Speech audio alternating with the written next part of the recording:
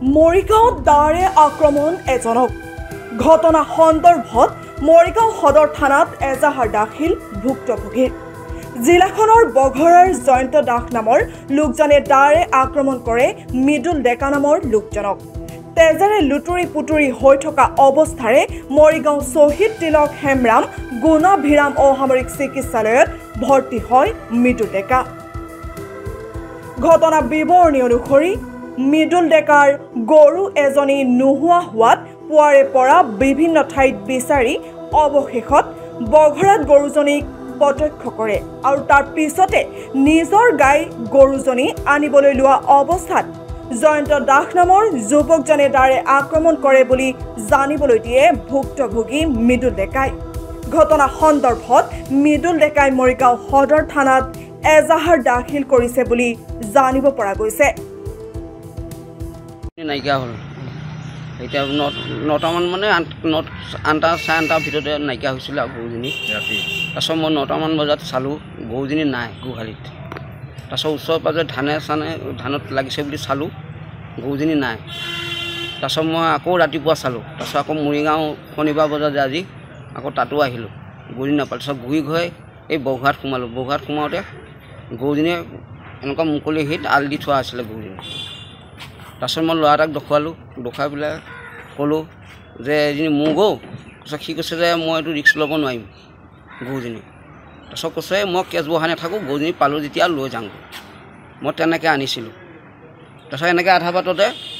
দুটা মিয়া মানুহ আৰু পালচাৰ লৈ যাবলৈ কৈছে এই গৰুজনী তই ক'ত লৈ যাওঁ তেতিয়া কৈছে মই কৈছোঁ যে এইটো গৰুজনী এজনী মোৰ গৰু আৰু তই মোলৈ আমি গৰুজনী কিনিছোঁ কৈছে এজনী গৰুজনী মোৰ চুৰ কৰি আনিছে সিহঁতে তাৰপিছতে আৰু এখন গাড়ীত মেজিকত আহি পেলাই সেই চুৰটো আহি পেলাই তাৰমানে চুৰটোৰ নাম জয়ন্ত হীৰা মানুহ এই বঘৰা আল্টা বাছ চলাই আৰু সি আহি উল্টাই মোক ইয়াত ক'ত গৰু আনিছ বুলি কৈ দা দি মোক মাৰিছে কেঁকুৰা দা মাথা চিলাই পিছত ইয়াত মাৰিছে ইয়াত দাঁত ভাঙি দিছে এইটোৱে নাই এইটোৱে ভাঙি দিলে ঘুচিয়া ইয়াত কোবাইছে দাঁত চাগ লাগি আছে ফুলি আছে ইয়াত ছটাতে সাতটা চিলনি পৰিছে মাথা একদম পুৰা তেজে লুটুৰি মোৰ শ্ৰী মৃদুল ডেকা জাগি ভকত গাঁও মৃদুল ডেকা তেখেতৰ তাৰমানে কালি ৰাতি মানে ঘৰতে বান্ধি থৈছিলে গাই গৰু এজনী আৰু পোৱালি এটা তাৰপিছতে 9:30মান বজাত তাৰমানে সি চাই যে গৰুজনী নাই পোৱালিটোৰ সৈতে তাৰপিছতে ক'ৰবাত খুলি যাব পাৰে বুলি সি ওচৰে পাজৰে ধৰক ৰাতি অলপ চাই মেলি পেলাই বাদ দিলে যে ক'ৰবাত আছে আৰু তাৰপিছত ৰাতিপুৱা সময়তো সি এনেকৈ বিচাৰ খোচা গোটেই ওচৰে পাজৰে চবতে কৰি নাপাই পেলাই সি মৰিগাঁও বজাৰলৈ আহিলে বজাৰত ক'ৰবাত বিক্ৰী হৈছে নেকি কোনোবাই লৈ আহিব পাৰে বুলি তাৰপৰা সি বোলে মৰিগাঁৱৰ পৰা ঘূৰি গ'ল বজাৰত গৰু চৰু নেদেখি আৰু এনেও গৰু সেনেকৈ বিক্ৰী কৰা বন্ধ কৰাৰ কাৰণে সি ঔজাৰি হৈ পেলাই এনেকৈ সোমাই গৈ আপোনাৰ মানে এই বঘৰা হৈ ওলাইছিলে আৰু তাৰ মানে বঘৰা মাজমজিয়াতে সেই গৰুজনী মানে আপোনাৰ আল দি থকা অৱস্থাত মানে পালে পোৱালিটোৰ সৈতে পাওঁতে সি তাৰ মানে ওচৰৰ কাৰোবাৰ বঘৰাত পাই পেলাই সি গৰুজনী মোৰ গৰু মই লৈ যাওঁ আৰু সেনেকৈ ভাবি পেলাই কোনোবা এজনক কৈ মেলি মানে সেই গৰুজনী বান্ধাৰ পৰা সলকাই পেলাই লৈ আহি থাকোঁতে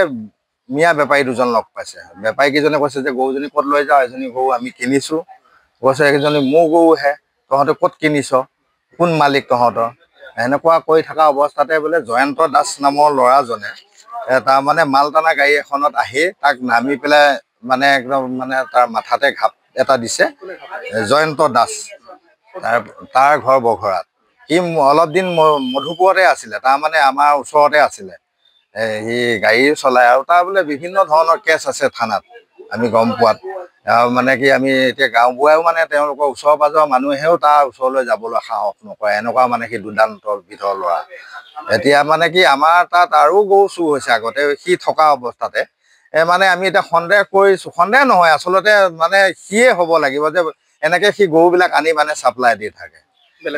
বেলেগক বেচে সি বেপাৰীক ঘৰত ইয়াত মানে বঘৰাত সি আনি পেলাই বেচে সম্ভৱ এতিয়াতো আমি দেখকে প্ৰমাণ পালোৱে আজি এতিয়া খুৰাকে মাথাতে কাটিছে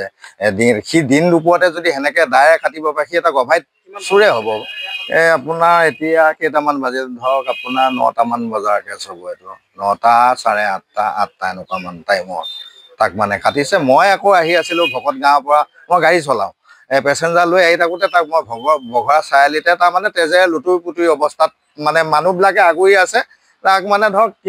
এতিয়া কি কৰিম কি নকৰিম কি জানে তেওঁলোকৰ কথা মই নাজানো কিন্তু মই মানে গাড়ীখন ৰাখি তাক উঠাই লৈ হস্পিটেল লৈ আহিলোঁ হস্পিটেলত ট্ৰিটমেণ্ট কৰি এতিয়া মই থানালৈ লৈ আহিছোঁ এজেহাৰ দিবলৈ লৈ আহিছোঁ এতিয়ালৈকে সিহঁতৰ ঘৰ হ'ল আপোনাৰ ভকতগাঁও মধুপুৰত 2 নং মধুপুৰ তাৰমানে এজন দাগী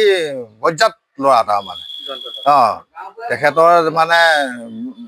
ওচৰৰ মানুহেও তাক মানে ভয় কৰে কথা ক'ল এড্ৰেছটো লেখা আছে জয়ন্ত দাস তাৰ পিতাকৰ নাম মমিন দাস গাঁও বঘৰা কইনাপুৰ থানা ধৰক মৰিগাঁৱে পৰে আৰু ডাইৰেক্ট ঘপি আছে মাথাত 7টামান চিলনি পৰিছে মই ৰিপৰ্ট লৈ আহিছোঁ মৰিগাঁৱৰ পৰা নিতু দাসৰ ৰিপৰ্ট এনজে মিডিয়া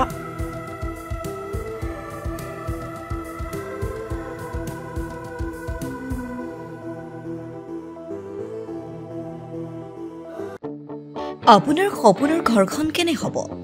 আপোনাৰ সন্তান আৰু আপোনজনৰ সৈতে কেনেদৰে কটাব আপোনাৰ আজৰি সময় এই সকলোবোৰ সমস্যাৰ সমাধান লৈ শুভম গ্ৰুপে আপোনাৰ বাবে লৈ আনিছে আপোনাৰ সপোনৰ ঘৰখন 362টা ফ্লেটযুক্ত শুভম গাৰ্ডেনৰ সফল নিৰ্মাণৰ পাছতে 20 বছৰৰ ভৰসা 16টা প্ৰজেক্ট 28 লাখ বৰ্গফুটৰ সম্পূৰ্ণ নিৰ্মাণ আৰু 15 লাখ বৰ্গফুটৰ চলিত প্ৰকল্প নিৰ্মাণৰ অভিজ্ঞতাৰে যোৰহাটত শুভম গ্ৰুপে নিৰ্মাণ কৰিছে দ্বিতীয়টো প্ৰজেক্ট শুভম পাৰ্ক অত্যাধুনিক সা সুবিধাৰে নিৰ্মিত শুভম পাৰ্কত আপোনাৰ আৰু আপোনাৰ সন্তানৰ বাবে থাকিব club badminton court community hall kids play area splash pool আৰু জিম ক্লাব প্ৰতিটো ব্লকত থাকিব 2.5 BHK 3 BHK 3.5 BHK ফ্লেট লগতে থাকিব আপোনাৰ আৰু আপোনাৰ আপোনজনৰ প্ৰাপ্তিৰ সাহী আজি বুক কৰক আপোনাৰ সপোনৰ ঘৰখন যোগাযোগ কৰক 6003301010 নম্বৰত আমাৰ ঠিকনা সোণাৰীগাঁও তৰাজান যোৰহাট 785001 6000ৰো অধিক বাসিন্দাৰ ভৰসা শুভম গ্ৰুপ